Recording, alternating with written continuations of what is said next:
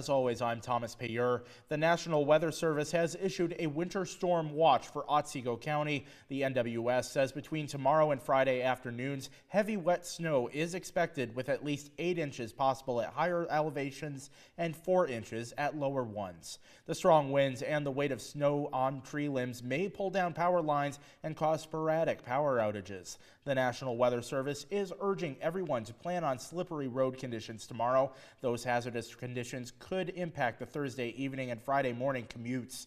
Drivers should consider delaying all travel, but if you absolutely need to drive in Otsego County tomorrow, do so with extreme caution. Consider taking a winter storm kit along with you containing anything that would help you to survive in case you become stranded.